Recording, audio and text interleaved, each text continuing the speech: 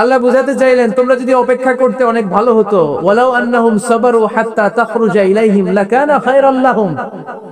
আল্লাহর হাবিব সাল্লাল্লাহু আলাইহি ওয়াসাল্লাম দুপুরের খাবার খেয়ে গড়াগড়ি করছিলেন। আল কাইলুলা, টসিং এন্ড টার্নিং, এপাশ ওপাশ করা। শীতকালে দুপুরের খাবার খেয়ে বিছানায় শুইলে আরাম আছে না নাই? এটা কাইলুলা বলে।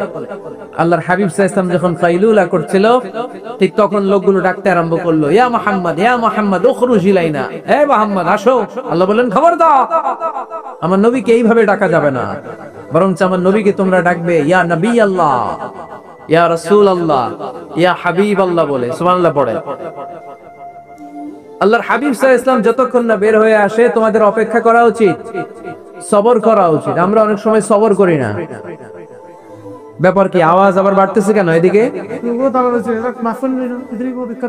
মাইকম্যান কই? মাইকম্যান এদিকে আসো তো, মাইকম্যান এদিকে আসো, আমার কাছে আসো। ভাই আওয়াজ করবেন না, এই আওয়াজ থামাতে থামাতেই এশার আজান হয়ে যাবে। আমি চলে যাব, চলা শেষ, আমি চলে যাব। উপরে উঠাও একটু, এদিকে এদিকে। আমি একটা কথা শুরু করলে এখানে চিৎকার চেঁচামেচি, আমি থামাবো, আবার শুরু করলে এটা হয় না। অল্প কয়েক মিনিট, লম্বা চড়া বক্তব্যের সুযোগও নাই। এশার আজান হবে একটু পরে, একটু উপরে উঠাও। আমি চাই পিন পতন নীরবতা। আরেকটু আরেকটু, ব্যাস। আবার তো নিচে নেমে যাবে।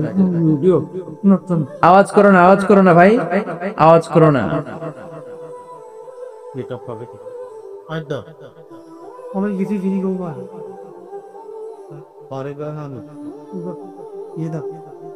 থামতে হবে, থামতে হবে। একজনও কথা বলবে না, একজনও না, নট এ সিঙ্গেল পারসন। হ্যাঁ ঠিক আছে, আবার কথা বলে, এটা ঠিক হয়ে গেছে। হ্যাঁ ঠিক আছে। তাহলে আমরা আমাদেরকে যেইভাবে ডাকি, আল্লাহর হাবিব সাল্লাল্লাহু আলাইহি ওয়াসাল্লামকে ওইভাবে ডাকা যায় না। আল্লাহ বলেন খবরদার, তোমাদের উচিত ছিল অপেক্ষা করা যতক্ষণ না আল্লাহর হাবিব সাল্লাল্লাহু আলাইহি ওয়াসাল্লাম বিশ্রাম শেষ করে বাইরে বেরিয়ে আসে। তাই কারো বাসায় গেলে অপেক্ষা করবেন যতক্ষণ না উনি আসে, আর যাওয়ার আগে অ্যাপয়েন্টমেন্ট নিয়ে যাবেন। আজকের প্রথম মেসেজ, কারোর সাথে দেখা করার আগে কি নিয়ে যাবেন? ফেনের ছেলেরা কথা বলে না, অ্যাপয়েন্টমেন্ট নিয়ে যেতে হবে। অনেকে খালি অস্থিরতা করে, চেয়ারম্যান সাহেবের বাড়ি থেকে সিগনেচার লাগবে, যে অস্থির, আরে বেরোয় না কেন? চেয়ারম্যান সাহেব আসে না কেন? এতক্ষণ ধরে বসে আছে, এরকম বিরক্ত, খালি কমপ্লেইন করে, অভিযোগ করে, এরকম কিছু লোক আছে না নাই? খেয়াল রাখবেন, যারা ব্যর্থ, জীবনে ব্যর্থ, তারা সব সময় শুধু কমপ্লেইন করে, অভিযোগ। মানুষের কাছে অভিযোগ, আল্লাহর কাছে অভিযোগ, আমার এইটা নাই, ওইটা নাই, আল্লাহ আমার এটা দাও নাই, ওইটা দাও নাই। আর সফল ব্যক্তিরা কখনো অভিযোগ করে না, খালি শুকরিয়া করে, ঠিক কি না? Now the decision is yours. You wanna be successful or unsuccessful? আপনি সফল হতে চান না ব্যর্থ হতে চান? তাহলে সফল হলে সবসময় পড়তে হবে আলহামদুলিল্লাহ। কি পড়বেন? হুজুরের সাথে দেখা করতে গেছে, যে হুজুর আসে না কেন, কতক্ষণ ধরে বসে আছে। আরে হুজুরও মানুষ, হুজুরও অসুস্থ হয়, হুজুরেরও ফ্যামিলি আছে, হুজুরের ঘুমানো লাগে, হুজুর রোবট না। আমাদের যখন অ্যাপয়েন্টমেন্ট নেয় মেপে দেয়, হুজুর এই তো সহজ, আপনি এটা করে আসবেন, এরপরে হেলিকপ্টার রেডি, এরপরে ওইটাতে যাবেন, ওইখান থেকে হেলিকপ্টার রেডি। আমি রোবট, হুজুর কি রোবট? হুজুর তো মানুষ না। এগুলো করবেন না, ধৈর্য ধরতে শিখুন, একটু স্থির হন। স্টপ, অনেক হয়েছে, আন না। অস্থির জীবন আমরা চাই না। এই কোরআন আমাদেরকে অস্থির সময়ে স্বস্তির বাণী শোনায়, ঠিক কিনা? কিসের বাণী শোনায়? স্বস্তির বাণী। কোন সময়ে? অস্থির সময়ে স্বস্তির বাণী শোনায় কোরআন, ঠিক কিনা? এজন্য আজকের প্রথম মেসেজ হচ্ছে, কারো বাসায় গেলে পারমিশন নিতে হবে। দরজার সামনে যেয়ে আগে সালাম দিবেন 3 বার, কয়বার? অনুমতি চাইবেন, অনুমতি দিলে ঢুকবেন, অনুমতি না দিলে বের হয়ে চলে আসবে। পারা যাবে? এজন্য রব্বুল আলামিন বলেন, ইয়া আইয়ুহাল্লাযীনা আমানু লা তাদখুলু বুয়ুতান গায়রা বুয়ুতিকুম হাত্তা তাস্তানিসু وتسلموا على أهلها ذلكم خير لكم لعلكم تذكرون سبحان الله পড়েন আল্লাহ ডেকে বললেন ও ঈমানদাররা শোনো শোনো তোমরা যখন অন্য কারো বাড়িতে যাবে খবরদার অনুমতি না নিয়ে সালাম না দিয়ে ঘরে ঢুকে যেও না দরজার সামনে দাঁড়িয়ে থাকো দরজার সামনে দাঁড়িয়ে দাঁড়িয়ে 3 বার অনুমতি চাও তারপরে সালাম দাও অনুমতি দিলে ঢুকবা নচেত চলে যাবা ঠিক কি না এই আইনটা কার ফেনীবাসী কি আইনটা মনে রাখতে পারবে কারো বাসায় যাওয়ার আগে অ্যাপয়েন্টমেন্ট নিয়ে যাব আর যে হুট করে দরজার ভিতরে ঢুকে যাব না অপেক্ষা করব ইউ হ্যাভ টু ওয়েট তিনি আসতে বললে এরপরে ঢুকবো মনে থাকবে কারো ঘরে অনুমতি না নিয়ে ঢুকা কবিরা গুনাহ কি গুনাহ আমরা এগুলোর ইসলাম মনে করি না আমরা ম্যানার জানি না আমরা সোশ্যাল নর্মস জানি না আমরা মনে করি নামাজ রোজা হজ যাকাত জিকির এগুলাই ইসলাম ঠিক না ধরাবাধা ইসলাম হিন্দু ধর্মের মতো গদবাধা কোনো ধর্ম নয় আমাদের মসজিদ এটা গির্জা প্যাগোডা সিনাগোগ আর গুরুদ্বারার মতো যে কোনো ইবাদতগাহ নয় আমাদের মসজিদগুলো আমাদের সামাজিক ঐক্যের কেন্দ্রবিন্দু আমাদের ইসলাম হচ্ছে আমাদের জীবন চালানোর মেথোডোলজি কেমন করে লাইফটা সুন্দর হবে স্মুথ হবে তার সব নির্দেশনা কোরআনের ভেতরে আছে না নাই এজন্য বিষ্ণু বললেন খবরদার কারো ঘরে যাওয়ার আগে সালাম দাও পাশাপাশি অনুমতি চাও এক সাহাবী দাঁড়িয়ে বললেন ইয়া রাসূলুল্লাহ ইয়া হাবিবাল্লাহ আমার ঘরে আমরা কেবল 2 জন থাকি 2টা ঘর এক ঘরে থাকে আমার আম্মা আরেক ঘরে থাকে আমি আফাস্তাদিনু আলা উম্মি আমি কি আমার মায়ের ঘরে ঢোকার আগে অনুমতি নেওয়া লাগবে নাকি নবী হে 2টা রুম আমার ঘরে এক রুমে আমি আরেক রুমে আমার মা আফাস্তাদিনু আলা উম্মি আমার মায়ের ঘরে যাওয়ার আগে অনুমতি নেওয়া লাগবে আনা খাদিবুহা আমি তো তার খেদমত করি মায়ের ঘরে যাইতে অনুমতি লাগবে বিষ্ণু বললেন নাম ইস্তাযিন আলাইহা হ্যাঁ অবশ্যই মায়ের ঘরে ঢোকার আগে অনুমতি নিয়ে ঢুকবা সুবহানাল্লাহ পড়বেন না সাহাবী বললেন ইয়া রাসূলুল্লাহ তিনি তো আমার মা অনুমতি লাগবে কেন বিশ্বনবী বললেন না তুহিব্বু আন তারাহা উরিয়ানাতান ও সাহাবী তুমি কি তোমার মাকে উলঙ্গ দেখতে পছন্দ করো নাকি সাহাবী বললেন না কোশ্চিন কালেও নয় আমি কখনো আমার মারে উলঙ্গ অবস্থায় দেখতে পছন্দ করব না বিশ্বনবী বললেন তাহলে অবশ্যই অনুমতি নিয়ে ঢুকবা যদি মারে উলঙ্গ দেখতে মনে না চায় তাহলে ঢুকবা কারণ ঘরের ভিতরে কে কখন কোন পরিস্থিতিতে থাকে তার কোনো হিসাব আছে এজন্য সালাম দিবেন নক করবেন অনুমতি চাইবেন তখন নিজেকে নিজে ভিতরে যারা আছে মহিলা হোক পুরুষ হোক সামলে নিবে গুছিয়ে নিবে তারপরে আপনাকে ঢোকার ব্যবস্থা করে দিবে ঠিক কি না তাহলে মায়ের ঘরে ঢুকতে হলে যদি অনুমতি লাগে তাহলে বোনের ঘরে ঢোকার আগে অনুমতির দরকার আছে না নাই আমার পাশের ঘর হচ্ছে আমার ভাইয়ের ঘর ভাইয়ের ঘরে ঢোকার আগে অনুমতির দরকার আছে না নাই কাজিন চাচাতো বোন খালাতো বোন চাচাতো ভাই খালাতো ভাই পাশের ঘরের ভাবি পাশের বাড়ির মানুষ এদের ঘরে ঢোকার আগে অনুমতির প্রয়োজন আছে না নাই খবরদার খবরদার এটা কবিরা গুনাহ this is my first message to the people of Feni tonight আজ রাতে ফেনীবাসীদের কাছে আমার প্রথম মেসেজ হচ্ছে কারো ঘরে যাওয়ার আগে অ্যাপয়েন্টমেন্ট নিয়ে যাব কখন তার সাথে দেখা করব আগে অ্যাপয়েন্টমেন্ট নিয়ে যাব তারপরে যে দরজার বাইরে দাঁড়িয়ে পারমিশন চাইবো মানে অনুমতি নিব তারপরে সালাম দিব এরপরে ঘরে ঢুকবো পারা যাবে ইনশাআল্লাহ পড়তে পারবেন না আওয়াজ করে আজকে আলোচনার বিষয় হচ্ছে সূরাতুল হুজুরাত সূরার নাম কি হুজুরাত এটা মাদানী সূরা কি সূরা এটা কোরআনের 49 নম্বর সূরা কত নম্বর সূরা এই সূরায় মোট আয়াত আছে 18টি কয়টি এবার আমি প্রশ্ন করব উত্তর দেন এই সূরায় মোট আয়াত সংখ্যা কয়টি 18টি এটি কোরআনের কততম সূরা 49তম সূরা আর সূরাটা মাক্কি সূরা কি সূরা মাদানী সূরা এই সূরাটাকে বলা হয় সামাজিক রীতিনীতির সূরা সোশ্যাল নর্মস শেখানো হয়েছে এই সূরায় কেমন করে সমাজের শান্তি শৃঙ্খলার ভারসাম্য অক্ষুণ্ণ থাকবে সে ব্যাপারে এই সূরাতে আল্লাহ তাআলা কিছু দিক নির্দেশনা দিয়েছেন আমাদের সমাজের ভারসাম্য ঠিক নাই শান্তি নাই সুশৃঙ্খলা নাই শুধু মারামারি জিঘাংসা, কিলাকিলি, হিংসা, বিদ্বেষ, বিশৃঙ্খলা। এই হিংসা, বিদ্বেষ, বিশৃঙ্খলা, মারামারির বিপরীতে সমাজের সাম্য, ভ্রাতৃত্ব, ভালোবাসা, সুশৃঙ্খলা আর ভারসাম্য কিভাবে অক্ষুণ্ণ রাখা যায়, সেজন্য আল্লাহ তাআলা এই সূরার ভেতরে 10টা গাইডলাইন দিয়েছেন। কয়টা? সবাই বলতে হবে, কয়টা? 10টা। প্রথম গাইডলাইন হচ্ছে, আল্লাহ তাআলা বলছেন, খবরদার যারা বিশ্বাসী বলে নিজেদেরকে দাবি করো, আল্লাহ আল্লাহর রাসূলের নিয়মের বা আইনের উপর দিয়ে টপকে যেও না। আল্লাহ আল্লাহ রাসূল যেটা বলেছে এটাই ফাইনাল, ঠিক কি না? রব্বুল আলামিন বলেন, ইয়া আইয়ুহাল্লাযীনা আমানু লা তুকদ্দিমু বাইনা ইয়াদাইল্লাহি ওয়া রাসূলিহি ওয়াত্তাকুল্লাহ ইন্নাল্লাহা সামিউন আলীম। পড়েন সুবহানাল্লাহ।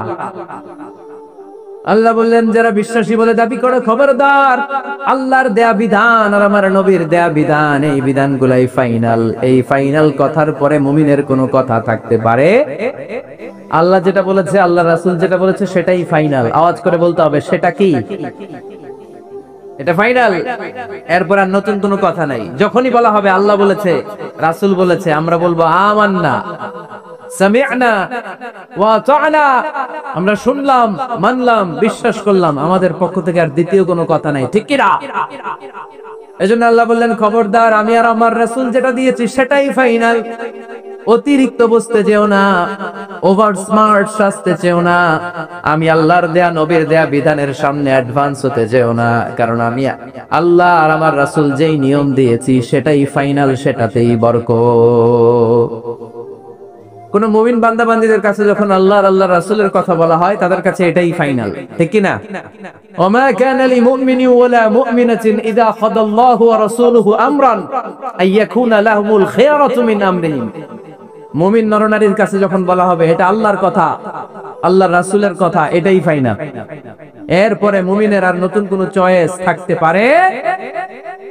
আল্লাহ বলেছে 5 ওয়াক্ত সালাত জামাতের সাথে আদায় করো, এটাই ফাইনাল, ঠিক কি না? আল্লাহ বলেছেন, চুরি করলে চোরের হাত কেটে দাও। বিশ্বনবী জীবদ্দশায় চোরের হাত কেটে দেখিয়ে দিয়েছেন, চুরি করলে হাত কেটে দাও, এটাই ফাইনাল, ঠিক কি না? আল্লাহ নিয়ম জারি করেছেন, ও নারীরা পর্দা করে ঘর থেকে বের হও, এর উপরে কোনো কথা নাই, জোরে বলেন ঠিক কি না? আল্লাহ আইন করে দিয়েছেন, রমাদানের 29 দিন কিংবা 30 দিন রোজা রাখবা, এটাই ফাইনাল, এরপরে কোনো কথা নাই, জোরে বলেন ঠিক কি না? যারা সম্পদশালী হয়েছো, বছরান্তে 2.5% যাকাত দিবা, বিধানটা কার? এটাই ফাইনাল, এরপরে কোনো কথা আছে? তার মানে আল্লাহ আল্লাহ রাসূল যেটা দিয়েছে এটাই ফাইনাল, এটাই সর্বোৎকৃষ্ট। এর চেয়ে উৎকৃষ্ট আর ভালো হতে পারে না, এটাই শ্রেষ্ঠ। এক সাহাবী বলল, আসুমুদ্দাহার, আমি সারা বছর রোজা রাখবো, রোজা ভাঙবো না। আরেক সাহাবী বলল, আ'তাজিলুন নিসা, আমি আমার বউয়ের কাছে যাব না, আজীবন বৈরাগ্য জীবন যাপন করব। আরেক সাহাবী বলল, উসাল্লিল লাইলা কুল্লাহ, সারা রাত তাহাজ্জুদ করব, ঘুমাবো না। এই কথা শুনে বিশ্বনবী রেগে গেলেন। বিশ্বনবী বললেন, কে কে বলেছে এই কথা যে সারা বছর রোজা রাখবে, সারা রাত তাহাজ্জুদ করবে, স্ত্রীর কাছে যাবে না? ইন্নী আখশাকুম লিল্লাহি ওয়া আতকাকুম লাহু, নিশ্চয় আমি তোমাদের চাইতে আল্লাহকে বেশি ভয় করি। আমি বিশ্বনবী সবচেয়ে বড় মুত্তাকি, আমি বিশ্বনবী সবচেয়ে বড় বুজুর্গ, আমি বিশ্বনবী সবচেয়ে বড় আল্লাহওয়ালা।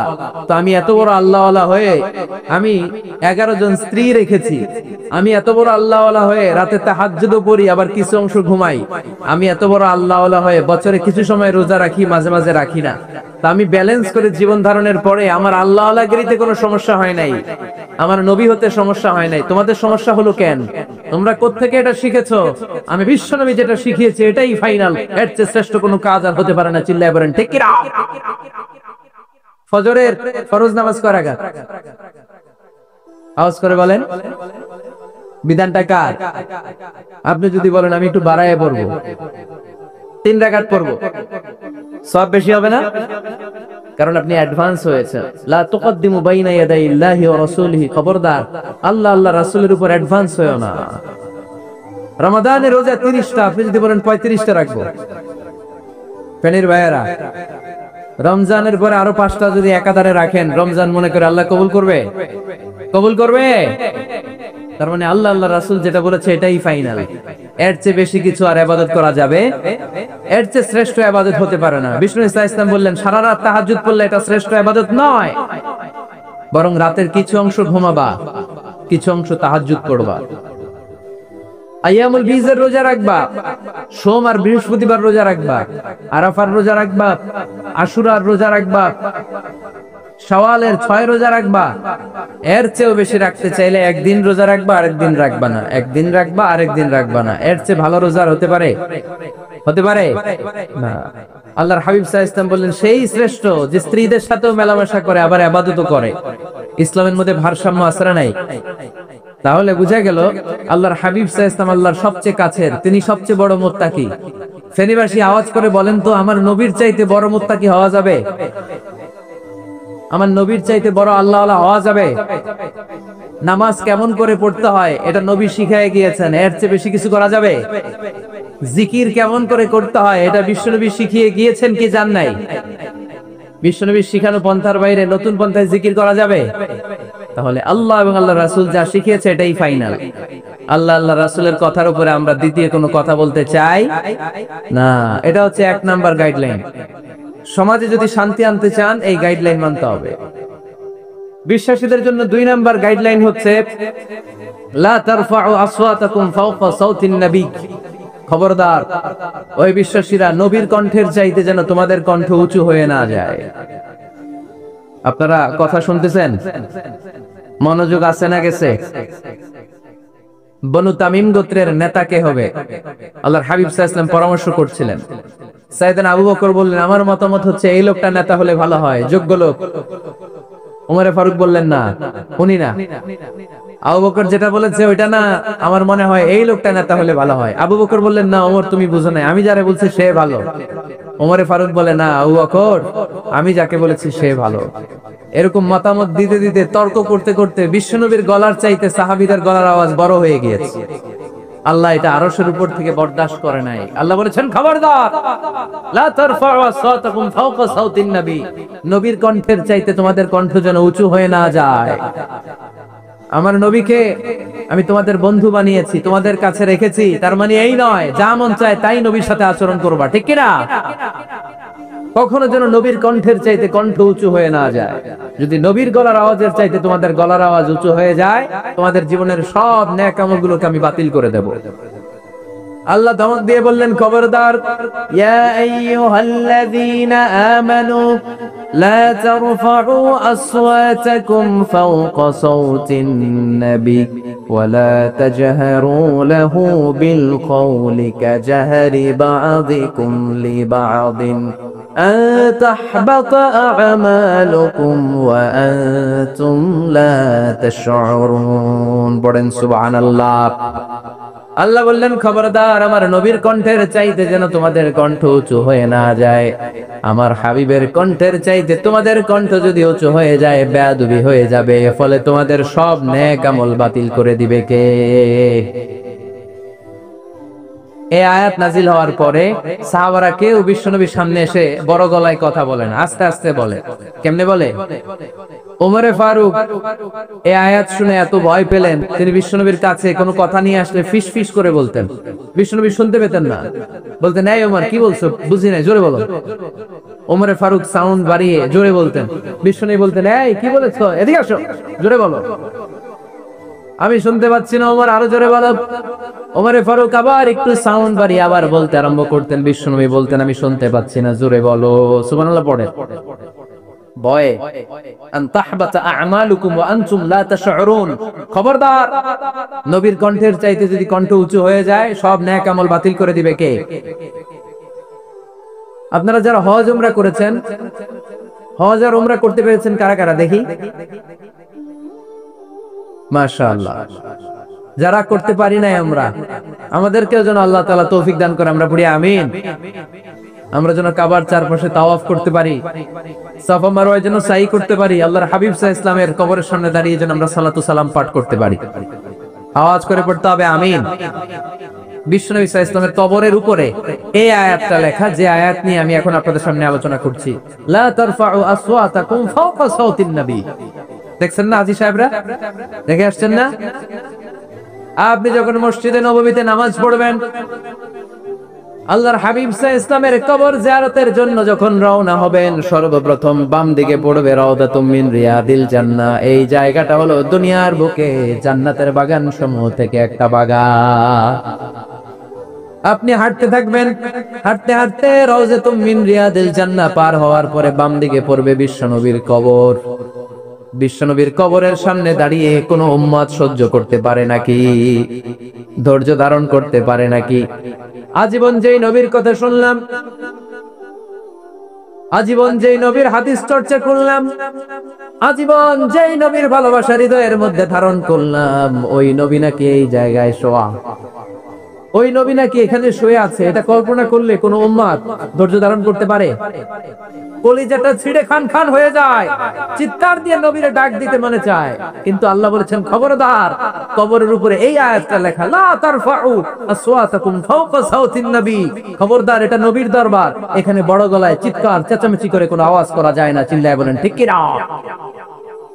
এজন্য আল্লাহ বললেন, লা তারফাউ আসওয়াতাকুম ফাওকা সাওতিন নবী। খবরদার, নবীর কণ্ঠের চাইতে যেন কণ্ঠ উঁচু হয়ে না যায়। এই আয়াতের হুকুম আল্লাহর হাবিব সাল্লাল্লাহু আলাইহি ওয়াসাল্লামের জীবদ্দশা অবস্থায় যেমন ছিল, ঠিক এখনো এটারে বলবৎ রেখেছে কে? তাই ওইখানে আল্লাহর হাবিব সাল্লাল্লাহু আলাইহি ওয়াসাল্লামের কবরের সামনে বুক ফেটে কান্না আসে, আমার নবী, আমার পেয়ারা নবী এখানে, পেয়ারা রাসূল শুয়ে আছে, এটা জেনেও আমি চিৎকার দিতে পারি না, আমি হই হুল্লোড় করতে পারি না, আমি লাফাতে পারি না, আমি শুধু চোখের পানি ছেড়ে আমার নবীরে সালাম পাঠাতে পারি। ঠিক কিনা? এই আয়াতের হুকুম শুধু নবীর ক্ষেত্রেই প্রযোজ্য নয়, আব্বা আম্মার ক্ষেত্রেও প্রযোজ্য। আব্বা আম্মার সামনে দাঁড়িয়ে বড় গলায় কথা বলা যাবে? উস্তাদ আল আসাতিজা যারা আমাদেরকে শিখিয়েছেন, তাদের সামনে বড় গলায় কথা বলা যাবে না। আধ্যাত্মিক গুরু, ইসলামী আন্দোলনের নেতা, ধর্মীয় নেতা, ওনাদের সামনেও চোখ রাঙিয়ে কথা বলা যাবে না। চিল্লায় বলেন ঠিক কি না? লা তারফাউ আসওয়াতাকুম ফাওকা সাওতিন নবী। আদব নাই সমাজে, আদব নাই, এজন্য এত মহা সমস্যা। তাহলে প্রথম মেসেজ হচ্ছে আল্লাহ আল্লাহর হাবিব যা বলেছেন ওইটাই ফাইনাল, ওইটার উপরে কোনো কথা আছে? দ্বিতীয় মেসেজ হচ্ছে নবীর দরবারে দাঁড়িয়ে বড় গলায় কথা বলা যাবে। 3 নম্বর আল্লাহ বললেন, ইয়া আইয়ুহাল্লাযীনা আমানু ইন জাআকুম ফাসিকুম বিনাবাইন ফাতাবায়ানু। ও বিশ্বাসীরা, ও ঈমানদার বান্দারা, তোমাদের সামনে যদি কোনো পাপাচারী, কোনো ফাসিক যদি কোনো খবর নিয়ে আসে, খবরটা বিশ্বাস করার আগে যাচাই করে নিও। ফাতাবায়ানু ইয়ানি ফাতাসাব্বাতু আন সিহহাতিল খবর। খবরটা সহিহ কিনা যাচাই করার দরকার আছে না নাই? ইযা জাআকুম ফাসিকুম বিনাবাইন ফাতাবায়ানু। ফেনীবাসী মনোযোগ দিয়ে শুনেন, কেউ যদি কোনো তথ্য নিয়ে আসে, খবর নিয়ে আসে, শুনেই হুট করে বিশ্বাস করা যাবে না। ফেসবুকে প্রায় বিভিন্ন ফেক নিউজ আছে না নাই? রুমর, গুজব আছে না নাই? আমি তখন মালয়েশিয়া, হঠাৎ করে দেখলাম নিউজের মধ্যে অনেকে স্ট্যাটাস দিতে শুরু করেছে যে পেঁয়াজের মতো লবণেরও দাম বেড়ে গেছে। এটা কি সত্য নিউজ না গুজব? জোরে বলে। গুজব। আসলে কি লবণের দাম বাড়ছিল? বাড়ে নাই, কিন্তু না জেনে অনেকে শেয়ার দিচ্ছে। এজন্য ফেসবুকে কোন নিউজ যদি আপনি দেখতে পান, শুনতে পান, verify, justify the news whether it's true or wrong. Check, make a cross check and double check regarding the authenticity of the report. এই রিপোর্টটা সঠিক কিনা ভেরিফাই করবেন আগে, তারপরে শেয়ার মারবেন। অনেকে আছে সিলে কান নিয়ে গেছে, শুনে সিলের পিছনে দৌড়। আগে কি সিলের পিছনে দৌড়াবেন নাকি কানে হাত দিবেন? নিউজ একটা দেখলেই শেয়ার দেওয়া যাবে? কি করবেন? যাচাই করবেন। You have to cross check. You have to justify the news. You have to verify the news. আমরা প্রায় নিউজ একটা দেখলেই শেয়ার দেই। হয়তো একটা ভুল নিউজ আপনি শেয়ার দিয়েছেন, এই ভুল নিউজের কারণে পুরো সমাজের মধ্যে গোলমাল, এর দায়ভার আপনার কাঁধেই বর্তাবে। আওয়াজ করে বলেন ঠিক কিনা? এই ভুয়া নিউজগুলোতে আমাদের খুব আগ্রহ। ফেসবুক নিজের মন মতো ব্যবহার করা যাবে না। প্রায় ফেসবুকে অনেক রুমর পাবেন, গুজব, অনেক স্ক্যান্ডাল, অমুক নেতার গোপন ভিডিও ফাঁস। তো অমুক নেতার গোপন ভিডিও ফাঁস, তোর কি হয়েছে? তোর সমস্যা কি? ওইটা তোর শেয়ার দেয়া লাগবে কেন? চিল্লায় বলেন ঠিক কিনা? মানুষের দোষ আমরা গোপন করতে পারি না। মান সাতারা মুসলিমান সাতারাহুল্লাহু ফিদ দুনিয়া ওয়াল আখিরা। যে অন্যের দোষ দেখে গোপন রাখে, তার দোষগুলো গোপন রাখবে কে? ওমান কাশাফা মুসলিমান কাশাফাহুল্লাহু ফিদ দুনিয়া ওয়াল আখিরা। যে অন্যের গোপন বিষয় প্রকাশ করে দেয়, ওর গোমর কিয়ামতের ময়দানে ফাঁস করে দিবে কে? আপনি 10 জনের সামনে অন্যের গোপন বিষয় ফাঁস করবেন, আল্লাহ লাখো মানুষের সামনে আপনার ল্যাংটা করে ছেড়ে দিবে। লক্ষ মানুষের সামনে আপনার গোমর ফাঁস করে দিবে। যেন খবরদার অন্যের পিছনে লেগে থাকেন না, অন্যের দোষ খুঁজেন না, দোষ খুঁজবেন নিজের। ইন জাআকুম ফাসিকুম বিনাবাইন ফাতাবায়ানু। মুমিন কোন তথ্য, কোন সংবাদ, কোন রিপোর্ট কিংবা নিউজ শুনলেই বিশ্বাস করে না। মুমিন আগে এটাকে যাচাই করে, বাছাই করে, জাস্টিফাই করে, ভেরিফাই করে, তারপরে সে বিশ্বাস করে। ঠিক কি না? আল্লাহর হাবিব সাল্লাল্লাহু আলাইহি ওয়াসাল্লাম বনুল মুস্তালাকের যুদ্ধে জয়লাভ করলেন। হারিস ইবনে মিরার বনুল মুস্তালাকের নেতা। শুনতেছেন আপনারা? কষ্ট হচ্ছে? আচ্ছা। হারিস ইবনে মিরার বললেন, ইয়া রাসূলুল্লাহ, আমরা ইসলাম ধর্ম গ্রহণ করলাম, কি কি নিয়ম মানতে হবে? আল্লাহর হাবিব সাল্লাল্লাহু আলাইহি ওয়াসাল্লাম বললেন, সালাত পড়বে, যাকাত দিবে। উনি বললেন, তাহলে যাকাত নেন। আল্লাহর হাবিব বললেন, না, এই তো মাত্র কালিমা পড়ে মুসলমান হলে হালানিল হাউল, 1 বছর অতিক্রান্ত হওয়ার পরে যাকাত দিবে। আল্লাহর হাবিব সাল্লাল্লাহু আলাইহি ওয়াসাল্লাম মদিনায় ফিরে আসলেন। 1 বছর পর আল ওয়ালিদ ইবনে উকবা রাদিয়াল্লাহু তাআলা আনহুকে পাঠালেন, যাও বনুল মুস্তালাকের 1 বছর পূর্ণ হয়েছে, যাকাতের সম্পদ নিয়ে আস। এইদিকে হারিস ইবনে মিরার যাকাতের সম্পদ নিয়ে, সৈন্যবাহিনী নিয়ে, নবীর দূত আসবে যাকাত কালেকশনের জন্য, ওনার জন্য মেহমানদারিতে কোনো ঘাটতি না হয়, ওয়েল রিসেপশন দেওয়ার জন্য এলাকা থেকে বের হয়ে মরুভূমির সামনে দলবল নিয়ে দাঁড়িয়ে। ওয়ালিদ ইবনে উকবা যখন যাকাতের সম্পদ কালেক্ট করার জন্য বনুল মুস্তালাকের ওদিকে যেতে শুরু করেছে, এলাকায় ঢোকার আগেই দেখে বনুল মুস্তালাকের লোকেরা ঘোড়সাওয়ার বাহিনী দাঁড়ায় আছে। এই দৃশ্য দেখে ওয়ালিদ ইবনে উকবা মনে করেছে বনুল মুস্তালাক মনে হয় তাকে হত্যা করার জন্য দাঁড়িয়ে রয়েছে।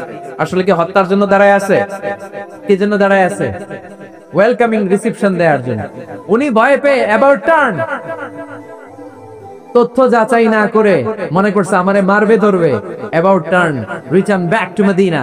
মদিনায় চলে গেলেন, যে বলে, ইয়া রাসূলুল্লাহ, বনুল মুস্তালিক যাকাত দেওয়া তো দূরের কথা, এগুলো তো সব কাফের হয়ে গেছে। ইয়া রাসূলুল্লাহ, ওরা তো মনে হয় কাফের হয়ে গিয়েছে, যাকাত প্রদান করা তো দূরের কথা, মারার জন্য সৈন্যবাহিনী নিয়ে অ্যাটাক করেছে। বিশ্বনবী রেগে গেলেন। খালিদ বিন ওয়ালিদের নেতৃত্বে 1000 সৈন্যবাহিনী পাঠিয়ে বললেন, যাও বনুল মুস্তালিক অ্যাটাক করো, বনুল মুস্তালিকে অভিযান চালাও। আল্লাহ বললেন, নবী অভিযান পরে চালান। ইন জাআকুম ফাসিকুম বিনাবাইন ফাতাবায়ানু। সুবহানাল্লাহ পড়েন। নবী অভিযান পরে চালান।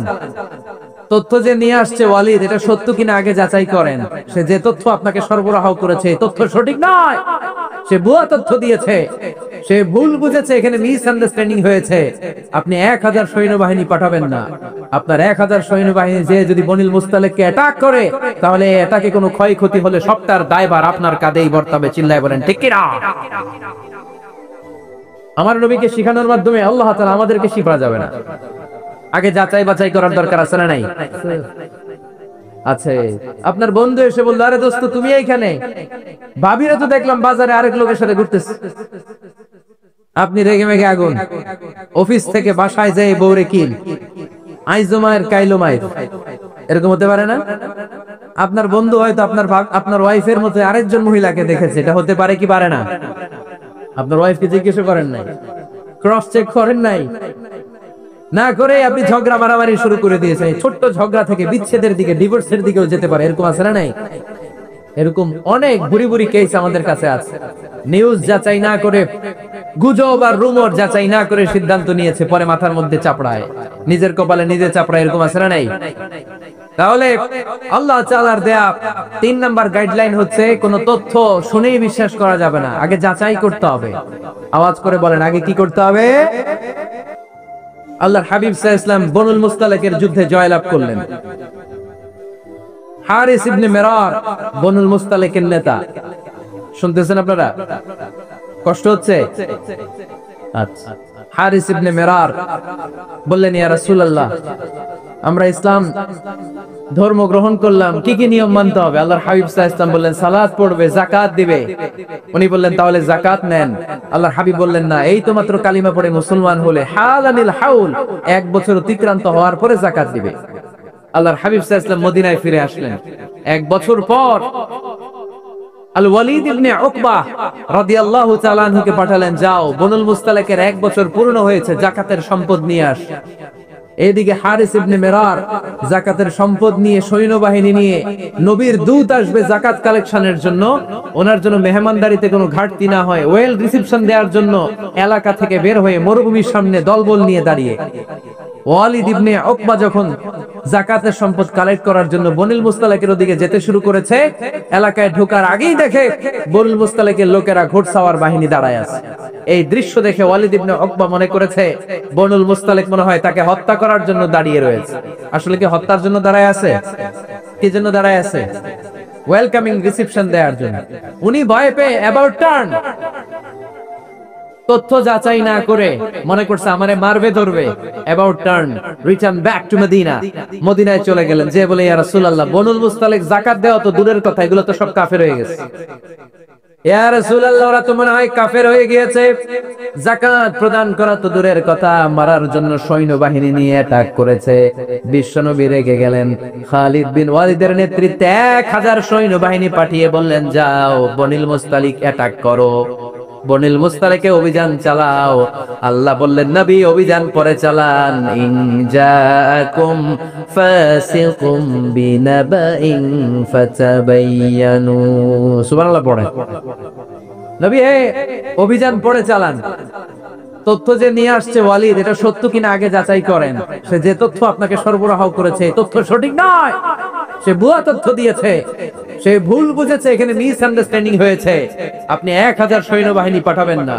আপনার 1000 সৈন্যবাহিনী যে যদি বনুল মুস্তালিককে অ্যাটাক করে, তাহলে এটাকে কোনো ক্ষয়ক্ষতি হলে সবটার দায়ভার আপনার কাঁধেই বর্তাবে। চিল্লায় বলেন ঠিক কি না?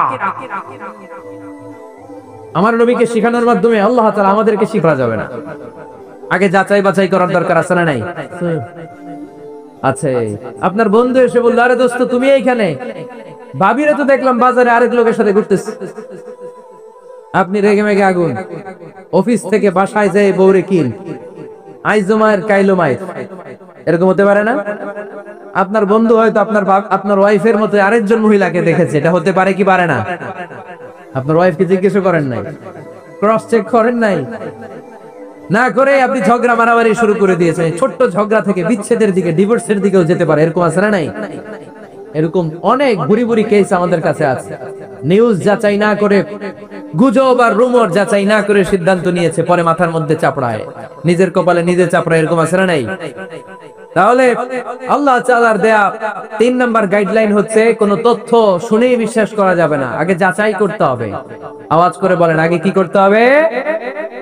যাচাই করতে হবে। যাচাই বাছাই ছাড়া আজ থেকে ফেসবুকে আমরা আর কোন নিউজ শেয়ার দিবেন? মনে থাকবে? আরে এগুলাই তো জরুরি ওয়াজ। কবরের ওয়াজ তো অনেক শুনছি, জান্নাত জাহান্নামের ভয় আর জান্নাতের নাজ নিয়ামত তো অনেক শুনেছি। সমাজটারে শান্তিপূর্ণ, ভারসাম্যপূর্ণ করার দরকার আছে না নাই?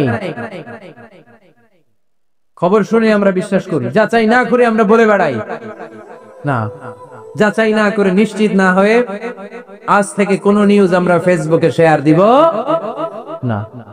4 নম্বর আল্লাহ বললেন, 4 নম্বর গাইডলাইন আল্লাহ দিলেন, ইয়া আইয়ুহাল্লাযীনা আমানু লা ইয়াসখার কওমুম মিন কওম। খবরদার আমার বিশ্বাসী বান্দারা, আমার ইমানদার বান্দারা, কেউ কোনোদিন কাউরে ঠাট্টা বিদ্রূপ করে না। সুবহানাল্লাহ পড়েন। মুমিন বান্দা কাউকে ঠাট্টা করতে পারে, বিদ্রূপ করতে পারে না। আমাদের জিহ্বা আছে বলে আমরা যা ইচ্ছা তাই বলতে পারি, কথা বলেন না কেন? আমাদের কান আছে বলে কান দিয়ে আমরা যা মনে চাই তাই শুনতে পারি। যেন কানে শুনি সদা তোমার কালাম, এ খোদা চোখে যেন দেখি শুধু কোরআনের আয়াত, শোনো আমার মুনাজাত, শোনো শোনো ইয়া ইলাহি আমার মুনাজাত, শোনো আমার মুনাজাত। সবাই আওয়াজ করে পড়েন আমিন। লা ইয়াসখর কওমুন মিন কওম, মুমিন বান্দা কখনো অন্য কাউকে ঠাট্টা করবে না।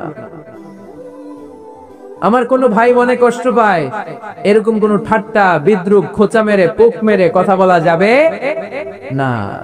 এটা তার চেহারা নিয়ে না, তার পেশা নিয়ে না, তার বংশ নিয়ে না, তার পরিবার নিয়ে না। তার বাবা চুরি করেছে, আমি কি বলতে পারবো তুই চোরের ঘরের চোর? বলে কি বলে না? কেউ একটু মোটা হইলে তুই মোটুর ঘরের মোটু, চোখে কম দেখলে তুই কানার ঘরের কানা, আছে না নাই? না না, স্টপ, থামেন, অনেক হয়েছে, আর না, এগুলো বলা যাবে না। কারো আকৃতি নিয়ে খোঁটা দেয়া, ঠাট্টা করা, এটা স্বয়ং আল্লাহর সাথে ঠাট্টা করার শামিল, ঠিক কিনা? কারো নাক যদি ছোট হয়, এর কয় বোচা, তোর নাক বোচা। ফেরিতে আপনারা কি বলেন? হ্যাঁ, তো এই যে যার নাক বোচা হইছে, ও কি নিজে বানাইছে? যার নাক খাড়া, এটা বানাইছে কে? যে কালো, বানাইছে কে? সাদা শুভ্র, বানাইছে কে? তার মানে কারো আকৃতি নিয়ে যদি আপনি ঠাট্টা করেন, স্বয়ং আল্লাহর সাথে ঠাট্টা করলেন। কারণ কেউ কারো চেহারা বানানোর দায়িত্ব পায় নাই। মাতৃ গর্ভে থাকতেই আমাদের চেহারার আকৃতিগুলো দান করেছে কে? হুয়াল্লাযী ইউসাউইরুকুম ফিল আরহামি কাইফা ইয়াশা, লা ইলাহা ইল্লা হুয়াল আজিজুল হাকীম। তিনি এমন সত্তা, তোমরা যখন তোমাদের মায়ের পেটের ভেতরে ছোট্ট একটা ভ্রূণ কণা ছিলা, তখনই তোমাদের চেহারার আকৃতি দিয়েছে কে? মায়ের পেটে থাকতেই কে ছেলে হবে, কে মেয়ে হবে, কে সুশ্রী হবে, কে শ্যামলা হবে, কার নাক লম্বা হবে, কারটা খাটো হবে, এগুলো ফিক্স করে রেখেছে কে? এজন্য কখনো কারো চেহারা, কারো আকৃতি নিয়ে ঠাট্টা বিদ্রুপ করা যাবে না। কারণ এই চেহারা আমরা বানাই নাই, বানাইছে কে? প্রত্যেককে যদি আল্লাহ তাআলা প্রত্যেকের নিজের চেহারা ডিজাইন দেওয়ার সুযোগ দিত, তাহলে আমরা আমাদের চেহারা কি এরকম বানাইতাম? কি করতাম? আপনাকে যদি আপনার চেহারা তৈরি করার ডিজাইন আল্লাহ দিত, যে তুমি যেমন মনে চাই নিজের চেহারাটার ডিজাইন দাও, কেমন বানাতেন নিজেকে? কথা বলেন, কয়েকজন বলেন না? হ্যাঁ, সবচাইতে সুন্দর, সবচাইতে সুন্দর করে আমি আমার অবয়বটাকে তৈরি করতাম। কোন নারীকে যদি তার চেহারার ডিজাইন তৈরি করার সুযোগ আল্লাহ দিতেন, সে নারী তাকে বিশ্ব সুন্দরী করে তৈরি করতেন, ঠিক কিনা? এটা আল্লাহ আমাদেরকে দেয় নাই, এটা আল্লাহ তাআলা নিজ হাতে রেখেছে, নিজে করেছে। তাই কারো আকৃতি নিয়ে ব্যঙ্গ করলে স্বয়ং আল্লাহর সাথে ব্যঙ্গ করার শামিল। চিল্লায় বলেন ঠিক কিনা? সাইয়েদনা ইবনে মাসউদ রাদিয়াল্লাহু তাআলা আনহুর পায়ের নলা ছিল চিকন। হাদিসে এসেছে দাকিকুস সাকাইন, ওনার পা দুইটা ছিল চিকন খেজুর পাড়ার জন্য। ইবনে মাসউদ রাদিয়াল্লাহু তাআলা আনহু যখন খেজুর গাছে উঠলেন, সাহাবারা সাইয়েদনা ইবনে মাসউদের পা দেখে হাসাহাসি শুরু করে দিল। বিশ্বনবী বললেন, খবরদার খবরদার, ইবনে মাসউদের চিকন পা দেখে তোমরা হেসো না। ইবনে মাসউদের চিকন পা দেখে তোমরা হাসো। কিয়ামতের ময়দানে ইবনে মাসউদের এই চিকন পা গুলো যদি মিজানের পাল্লায় রেখে দেওয়া হয়, এই পা দুটোর ওজন উহুদ পাহাড়ের চেয়ে ওজনওয়ালা হয়ে যাবে। এজন্য খবরদার, জিহ্বা আছে বলে যে কোনো কমেন্ট করবেন না। এই আবার কি হইছে দেখি, আওয়াজ কেন?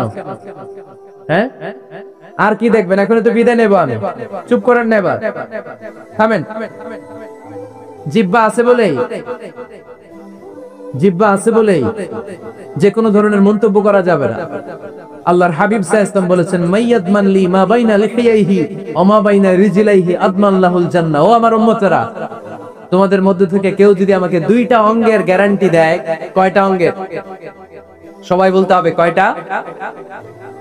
আমার কোন উম্মত যদি আমাকে দুইটা অঙ্গের গ্যারান্টি দেয় যে তারা এই দুই অঙ্গের পাপ করবে না, আমি তাদেরকে জান্নাতের গ্যারান্টি দেই। এক নম্বরে মা বাইনা লিহিয়াইহি, দুই চোয়ালের মাঝখানে যা থাকে মানে জিহ্বা, আমার কোন উম্মত যদি আমার গ্যারান্টি দেয় জিহ্বা দিয়ে কোনো মিথ্যা বলবে না, কাউরে বাজে কথা বলবে না, ঠাট্টা বিদ্রূপ করবে না, জিহ্বা দিয়ে যে পাপ কাজগুলো হয় এগুলো করবে না, আর দুই রানের মাঝখানে যে অংশ আছে লজ্জাস্থান, এই দুইটা অঙ্গের গ্যারান্টি যদি আমার কোন উম্মত আমারে দেয়, আমি আমার ওই উম্মতকে জান্নাতের গ্যারান্টি দিয়ে দেব। খবরদার ফেনীবাসী, খবরদার। মন চাইলেই যা মনে চাই মুখ দিয়ে বলা যাবে। আমার রাসূল সাল্লাল্লাহু আলাইহি ওয়াসাল্লামের 11 জন স্ত্রী, এর মধ্যে একজন স্ত্রী ছিলেন একটু স্থূল আকৃতির, মানে মোটা। কি ছিলেন জানেন ওই স্ত্রীর নাম কি? সফিয়া। কি নাম? সফিয়া বিনতে হুয়াই ইবনে আখতাব। উনি আল্লাহর হাবিব সাল্লাল্লাহু আলাইহি ওয়াসাল্লামের সব স্ত্রীদের মধ্যে থেকে একটু স্থূলকার ছিলেন, একটু ফেটি ছিলেন, মোটা ছিলেন। আম্মা জান আয়েশা একবার ওনার প্রতি রেগে আল্লাহ রাসূল সাল্লাল্লাহু আলাইহি ওয়াসাল্লামের কাছে বিচার দিলেন যে আপনার মুটি বউ, মুটকি বউ। আল্লাহর হাবিব সাল্লাল্লাহু আলাইহি ওয়াসাল্লাম এই কথা শুনে রেগে গেলেন। আয়েশা, এটা তুমি কি বললা? তুমি সফিয়ারে মুটি বলে গালি দিলা। লাকাদ কুলতিলা কালিমাতান লাউ মুসিজাতহু লা মাসাজাতিল বাহর। আয়েশা, তুমি এমন একটা কথা সফিয়ার শানে বলেছো, এই কথাটাকে যদি সাগরের মধ্যে ঢেলে দেওয়া হয়, এই কথাটার তিক্ততা আর পঙ্কিলতা পুরো সাগরের নীল পানিকে মুহূর্তে কালো করে দিবে। এজন্য খবরদার, জিহ্বা সামলান। সাহাবারা রাদিয়াল্লাহু তাআলা আনহু আজমাইন, ওনারা জিহ্বা ধরে মাঝে মাঝে জিহ্বার মধ্যে বাড়ি দিতেন আর কাঁদতেন আর বলতেন, জিহ্বা, তোর কারণে কিয়ামতের দিন আমরা আল্লাহর কাছে ধরা খেয়ে যাব। মুমিন চাইলেই এই মুখ দিয়ে যা মনে চায় বলতে পারে। তাহলে 4 নাম্বার গাইডলাইন হচ্ছে লা ইয়াসখার কওমুন মিন কওম। কোন বিশ্বাসী বান্দা কখনো অন্য বিশ্বাসী বান্দাকে ঠাট্টা বিদ্রূপ করতে পারবে। 5 নম্বরে আল্লাহ বললেন ওয়ালা তালমিজু আনফুসাকুম, খবরদার অন্যের দোষ খুঁজবা না। ও আমার বিশ্বাসী বান্দারা, নিজের দোষ খোঁজো, অন্যের দোষ খোঁজো না। দেখেন সমাজটারে শান্তিপূর্ণ বানানোর জন্য আল্লাহর পক্ষ থেকে কি সুন্দর মোরাল এন্ড এথিক্যাল ইনস্ট্রাকশনস, কি চমৎকার গাইডলাইন। অন্যকে ঠাট্টা করো না। ওয়ালা তালমিজু আনফুসাকুম, নেভার ডিফেম ইচ আদার। একে অপরের দোষ খোঁজো না, নিজের দোষ খোঁজো। কার দোষ খুঁজবেন? আরো জোরে বলতে হবে, কার দোষ খুঁজবেন? অন্যের দোষ খোঁজা যাবে? কিছু লোক আছে দেখবেন সারা দিন চায়ের দোকানে বসে এই বাড়িতে এই সমস্যা, ওই বাড়িতে এই সমস্যা, ওই বাড়িতে এই সমস্যা, তোর বাড়িতে কি সমস্যা? কিছু লোক আছে এই হুজুরের এইটা খারাপ, এই হুজুরের ওইটা ভালো না, এইটা খারাপ, এইটা সমস্যা, এটা সমস্যা। তোর কি সমস্যা? তোর সমস্যা তুই খুঁজে বের কর, নিজের সমস্যা খুঁজে বের কর। যে নিজে নিজের সমালোচনা করতে পারে সেই সর্বাপেক্ষা বুদ্ধিমান। এজন্য খবরদার আমার কলিজার টুকরা যুবক ভাইয়েরা, কখনো কখনো কাউকে ব্যঙ্গ করে, বিদ্রূপ করে, ছোট করে কোনো মন্তব্য করা যাবে না। কখনো অন্যের দোষ খোঁজা যাবে না। দোষ আমরা খুঁজবো, নিজের দোষ, ঠিক কিনা? দোষ আমরা খুঁজবো। কার দোষ? চিল্লায় বলতে হবে, কার দোষ? নিজের দোষ খুঁজতে হবে।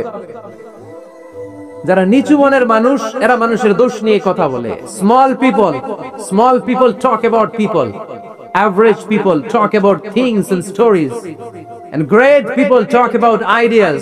যারা নিচু মনের মানুষ, এরা মানুষের দোষ নিয়ে কথা বলে। যারা মাঝারি ধরনের মানুষ, এরা এলাকার ঘটনা বিভিন্ন বিষয় নিয়ে কথা বলে। আর যারা বড় মনের মানুষ, এরা আইডিয়া নিয়ে কথা বলে। তারা তাদের আইডিয়াকে কাজে লাগিয়ে সমাজটারে পাল্টে দিতে চায়। যুগ জামানা পাল্টে দিতে চাই না অনেকজন, এক মানুষই আনতে পারে জাতির জাগরণ। এক মানুষই বিপদকালে বাঁচায় কাফেলায়, ক্ষুদ্র ডিঙ্গি বাঁচায় জাহাজ অসীম দরিয়ায়।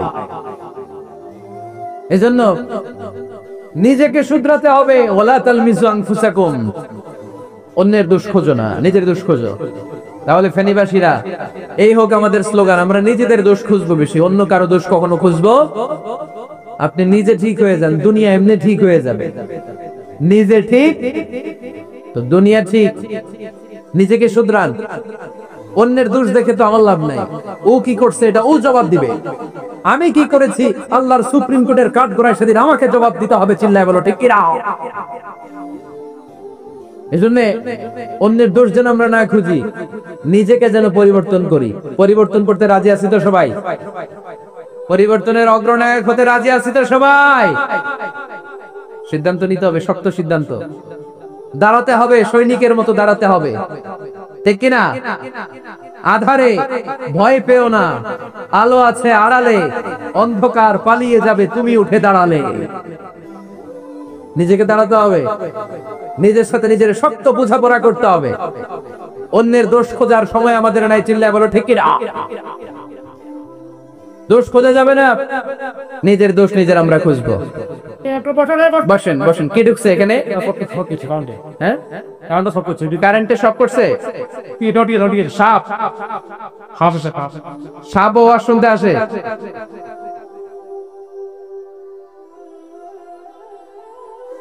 মাশাআল্লাহ।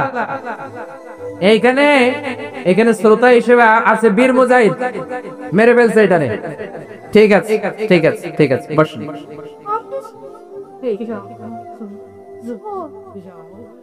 এখনো কথা বাকি, বসেন। একটা আওয়াজ হবে না, একটা আওয়াজ হবে না। আবার আওয়াজ হয় এখানে। তাহলে ফেনীর ভাইয়েরা অন্যের দোষ খুঁজবে না, নিজের দোষ খোঁজা যাবে? যাবে যাবে? ক্লান্ত হয়ে গেছেন? কষ্ট হচ্ছে? তারপরে 7 নম্বরে আল্লাহ বললেন ওয়ালা তানাবাযু বিল আলকাব, ওয়ালা তানাবাযু বিল আলকাব।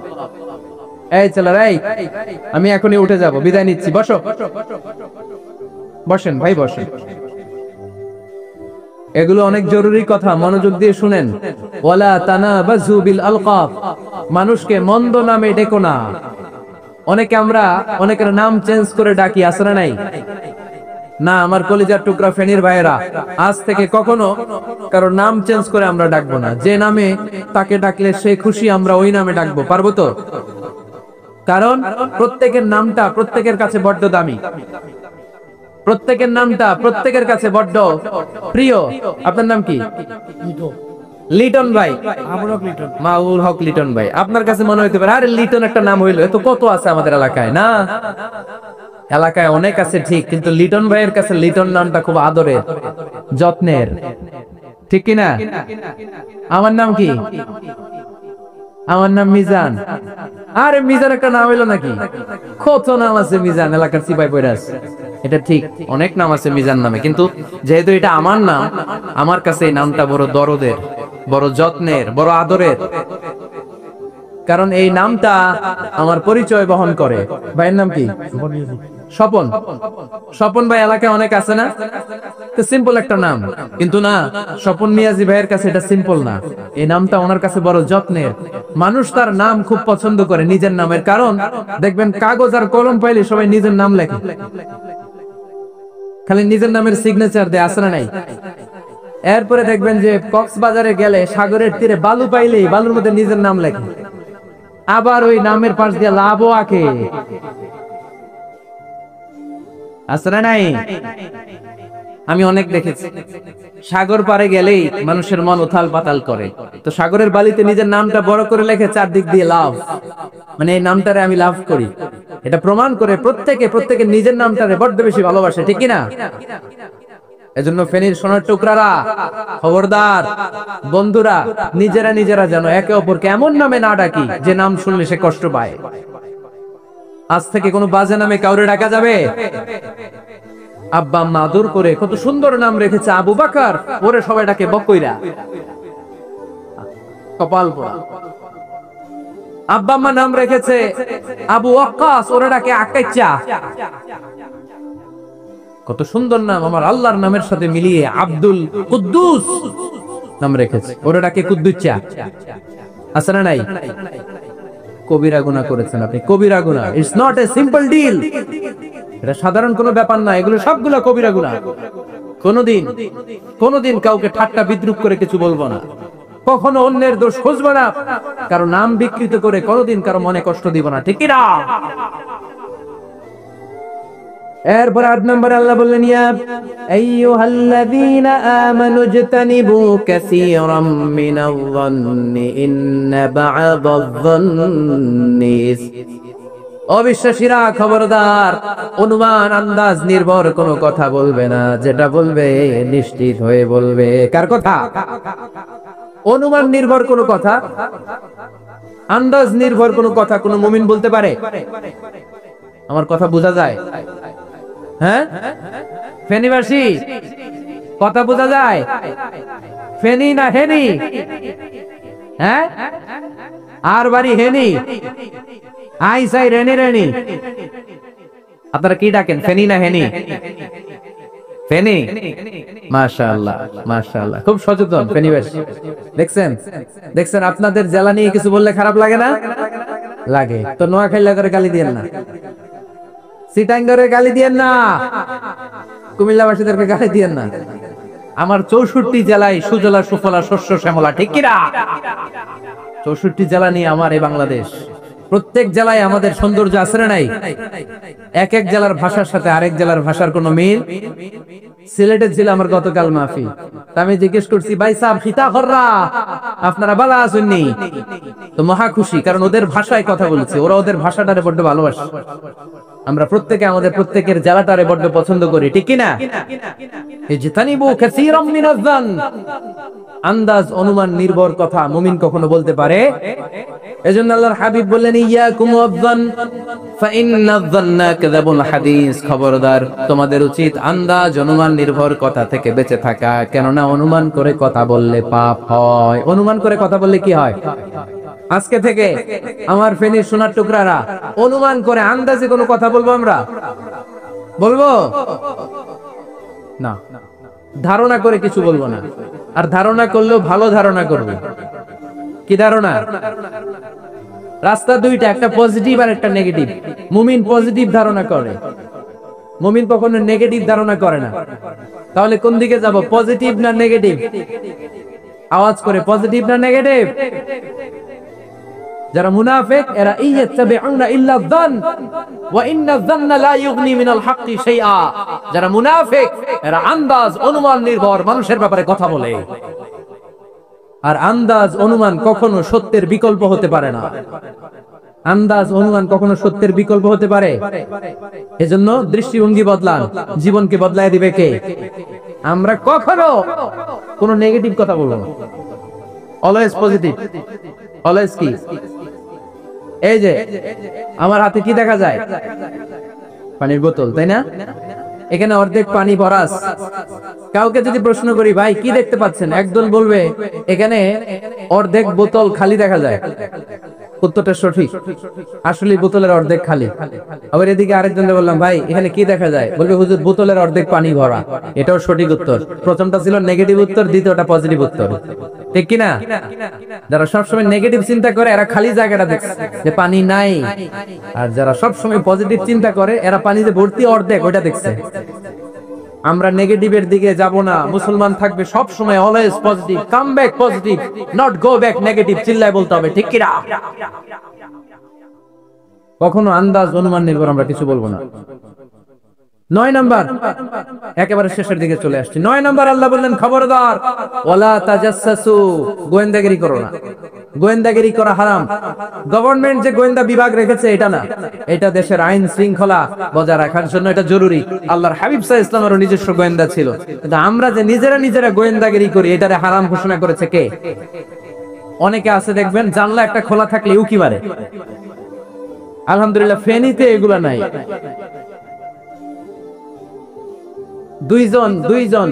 দুইজন ওদিকে কি যেন বলতেছে, উনি আড়ি পেতে কথা শুনে, আছে না নাই? ছিদ্র একটা থাকলে উকি মারে, আছে না নাই? খবরদার ওয়ালা তাজাসসু, গোয়েন্দাগিরি করো না। কখনো কোনোদিন কারো পারমিশন ছাড়া মোবাইলের গ্যালারি চেক করবেন না। কখনো কারো পারমিশন ছাড়া তার ফেসবুকের মেসেঞ্জারে কে কার সাথে চ্যাটিং করেছে এটা করা যাবে না। কখনো কারো পারমিশন ছাড়া তার মেইলের ইনবক্স খুলে দেখা যাবে না। কখনো কারো পারমিশন ছাড়া কারো ব্যক্তিগত চিঠি পড়া যাবে না। দিস ইজ ইসলাম, এটাই ইসলাম। আমরা ইসলামে শুধু নামাজ আর রোজা আর জিকির আর এই দাড়ির মধ্যে সীমাবদ্ধ করেছি। প্রত্যেকের একটা প্রাইভেসি আছে না নাই? Everyone has privacy, and no one should interfere in his privacy or in her privacy. প্রত্যেকের একটা প্রাইভেসি আছে না নাই? মানুষ ছোট হলেও তার একটা সম্মান আছে না নাই? এজন্য ছোট্ট বাচ্চাদেরকে কখনো প্যান্ট খুলতে বলবেন না। অনেকে বলে আরে ছোট মানুষ খোল খোল, আরে তুই খোল, এই খোল খোল খোল তো, আছে না নাই? ওরও প্রেস্টিজ আছে, ওরও সম্মান আছে। খবরদার, everyone has a personal space and no one should interfere someone's personal space. কারণ পার্সোনাল স্পেসে যেন আমরা নাক না গলাই। অনেকের বদস্বভাব ফ্যামিলি ম্যাটার নিয়ে, প্রাইভেট ম্যাটার নিয়ে কথা বলে। ভাই কি চাকরি করে? সরকারি না বেসরকারি? সরকারি। বেতন কত? উনার বেতন কত? এটা দিয়ে আপনার কি লাভ? ঠিক কি না? মানুষেরটা দেখলি ভাই বয়স কত, ভাই বেতন কত? ফার্স্ট ইমপ্রেশনে, ফার্স্ট যখন আপনি কারোর সাথে দেখা করবেন, বেতন কত, বয়স কত, এগুলো জিজ্ঞেস করা যাবে? কেউ যখন কারো ঘনিষ্ঠ হয়, বন্ধুতে রূপান্তরিত হয়, তখন এই কথাগুলো। কিন্তু শুরুতেই প্রাইভেট ম্যাটার নিয়ে, পার্সোনাল ম্যাটার নিয়ে খোঁচাখুচি করা যাবে? ওয়ালা তাজাসসু, গোয়েন্দাগিরি করো না। গোয়েন্দাগিরি করাকে হারাম ঘোষণা করেছে কে? শেষ কথা বলি, 10 নম্বরে আল্লাহ বললেন, 10 নম্বরে রব্বুল আলামিন বললেন, ওয়ালা ইয়াগতাব বা'দুকুম বা'দা আইয়ুহিব্বু আহাদুকুম আইয়াকুলা লাহমা আখিহি মাইতান ফাকারিহতুমু। খবরদার, কেউ কারো গীবত করো না। কি করো না? গীবত করো না। এই উঠতেছে কে? বসেন, এখনই কথা শেষ হবে, একসাথে উঠবো। বসেন, আমার দিকে তাকান, আওয়াজ বন্ধ করুন। একে অপরের গীবত করো না। ব্যাকবাইটিং, চুগলখড়ি, আলহামদুলিল্লাহ ফেনীতে এগুলা নাই। চায়ের দোকানে বসে এর কথা ওর কানে, ওর কথা ওর কানে বইলা সমাজে একটা গিরিঙ্গি লাগায়, আছে না নাই? আল্লাহর হাবিব বললেন, আতাদরুনা মাল গীবা, গীবত কারে বলে জানো নাকি? সাহাবীরা বললেন, আল্লাহু ওয়া রাসূলুহু আ'লামু, আল্লাহ আল্লাহর রাসূল ভালো জানেন। বিশ্বনবী বললেন, যিকরুকা আখাকা বিমা ইয়াকরাহু, তোমার কোন ভাইয়ের অনুপস্থিতিতে তার ব্যাপারে এমন কোন কথা বলা যেই কথা শুনলে সে মনে কষ্ট পাবে। গীবত কারে বলে বুঝছেন? আপনার ভাইয়ের অনুপস্থিতিতে আপনার ভাইয়ের ব্যাপারে এমন কোন কথা বললেন যেটা শুনলে সে মনে কষ্ট পাবে। এক সাহাবী বললেন, আফারাইতা ইন কানা ফি আখি মা আকুল, নবী আমি আমার ভাইয়ের ব্যাপারে যেটা বলছি এটা যদি সত্যি হয়, তার মধ্যে যদি আসলেই এই সমস্যা থাকে, তাইলে? আল্লাহর হাবিব বললেন, আরে তাইলেই তো গীবত। আর যদি তোমার ভাইয়ের মধ্যে এই দোষ না থাকে, বানায়া বলো, তাহলে এটা গীবত না, গীবতের চেয়ে ভয়ঙ্কর। ফাকাদ বাহাতাহু, এটার নাম বহতান আর মিথ্যা অপবাদ। চিল্লায় বলেন ঠিক কিনা? কোন মুমিন গীবত করতে পারে? গীবত করার মৃত ভাইয়ের পচা গোশত খাওয়ার সমান। কোন মুমিন কখনো গীবত করতে পারে? এখন হালাল পন্থায় গীবত চলে আমাদের দেশে। কিভাবে জানেন? কথা শুরু করে এইভাবে, কথা বললে তো গীবত হয়ে যায়, বললে তো গীবত হয়ে যায়। তারপরেও বলি একটু, আছে না নাই? হালাল পন্থায় গীবত কি কমু ভাইজান, বললে তো গীবত হয়ে যায়। হালাল করতেছে এটা, হালাল হালাল হালাল না, বললে যদি গীবত হয়ে যায় তো বলবেন কেন? থামেন। কোন মুমিন কখনো গীবত করতে পারে? মেরাজের রাতে আল্লাহর হাবিব সাল্লাল্লাহু আলাইহি ওয়াসাল্লাম দেখলেন কিছু লোক, লাহুম আযফারুন মিন নুহাস, তামার আগুন দিয়ে নখ বানানো, নখর ধারালো, ইয়াখদাশুনা বিহি উজুহাহুম ওয়া সুদুরাহুম, তারা তাদের নখ দিয়ে জাহান্নামে নিজের গালের গোশতগুলো, বুকের গোশতগুলো ছিঁড়ে ছিঁড়ে খাচ্ছে, আর তাদের ব্যথা যন্ত্রণা দেখে পুরো জাহান্নামের অন্য লোকরা থারথার করে কাঁপছে। আল্লাহর হাবিব বললেন, ইয়া জিবরিল মান হুম মান হাউলা, এরা কারা? সাইয়েদনা জিবরিল বললেন, হুম আহলুল গীবাতি মিন উম্মাতিক, এরা আপনার উম্মতের মধ্যে চায়ের দোকানে বসে বসে যারা গীবত করেছিল তারা। এজন্য কোন মুমিন গীবত করতে পারবে না। অন্যের গীবত আমরা করব না। দোষ খুঁজলে নিজের দোষ খুঁজবো। এই 10টা গাইডলাইন এই ফেনী জেলায় যদি কালকে থেকে ইমপ্লিমেন্ট হয়, আপনাদের কি মনে হয় ফেনীর কোন এলাকাতে, কোন থানাতে মারামারি, বিশৃঙ্খলা এগুলো থাকবে? থাকবে? সব শেষে আল্লাহ তাআলা আমাদেরকে ঐক্যবদ্ধ হওয়ার কথা বললেন। আল্লাহ 5 বার বিশ্বাসীদেরকে ডাক দিলেন, 6ষ্ঠবারে আল্লাহ দুনিয়ার সবাইরে ডাক দিলেন, আস্তিক নাস্তিক হিন্দু বৌদ্ধ এদেরকে ডেকে আল্লাহ শেষ করলেন। শেষ কথা শুনতে মনে চায়? এতক্ষণ আল্লাহ বলছে ইয়া আইয়ুহাল্লাযীনা আমানু, এর মানে কি? ওহে ইমানদারগণ। এবার আল্লাহ ডাক দিছে ইয়া আইয়ুহান নাস, এবার আল্লাহ কি বলে ডাক দিছে? আওয়াজ করে বলতে হবে, কি বলে?